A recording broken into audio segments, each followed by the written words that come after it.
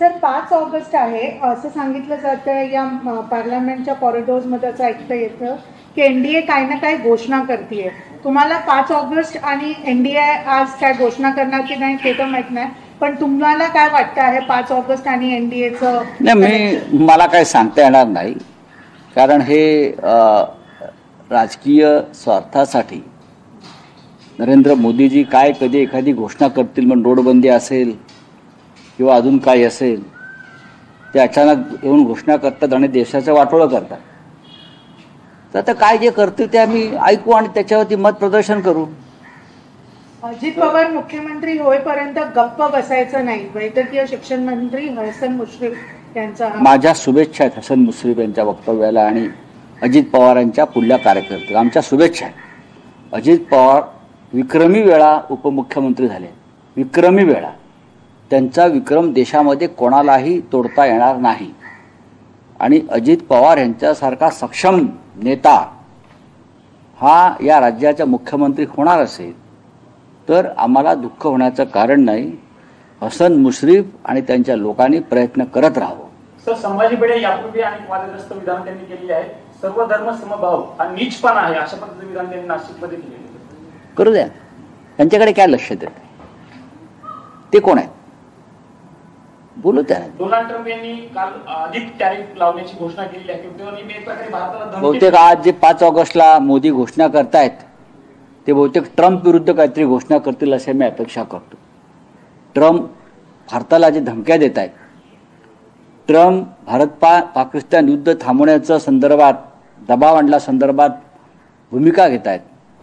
आणि आज इंडियाच्या बैठकीत बहुतेक मोदी सांगतील आता मी ट्रम्पला धडा शिकवतो म्हणून. तसं केलं तर आम्ही त्यांचा नक्की सत्कार करू. सर, कलम 370 हटवून 6 वर्ष पूर्ण झाले, काय बदललं हा प्रश्न? काहीच बदललं नाही. कारण तिथे जमीन खरेदी करता येतील, मोठ्या प्रमाणात परकीय गुंतवणूक येईल हे दावे करण्यात आले. बघा, 6 वर्षामध्ये काश्मीरमध्ये काही बदललेलं नाही. भारतीय घटना जरी तिथे लागू झाली असली तरी त्या भारतीय घटनेनुसार तिथे कोणतेही काम होत नाही. भारतीय नागरिक तिकडे जाऊन आजही जमीन खरेदी करू शकलेला नाही. आजही तिकडे मोठ्या प्रमाणात गुंतवणुकीचे जे स्वप्न दाखवलं होतं मोदींनी ते आलेलं नाही. काश्मीरमधल्या जनतेला, तरुणांना रोजगार मिळालेला नाही.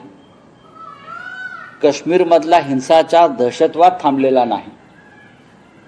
आपण पाहिलं असेल की पहलगावमध्ये काय झालं 22 एप्रिलला.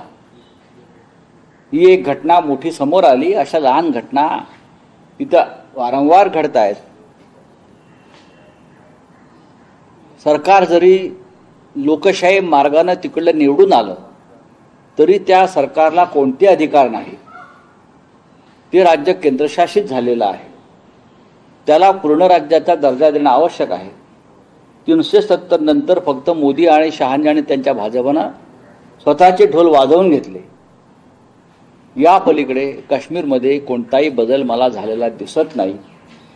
काश्मीर दहशतवाद मुक्त होईल 370 कलमानंतर हे मोदी आणि अमित शहांचं वक्तव्य पूर्णपणे अपयशी ठरलेलं आहे. आजही लोक पहलगावच्या हल्ल्यानंतर पर्यटक काश्मीरमध्ये जायला घाबरलेले आहेत. जम्मू काश्मीरला संपूर्ण राज्याचा पुन्हा दर्जा द्यावा अशी मागणी तुम्ही आजच्या दिवशी करणार का? नक्कीच.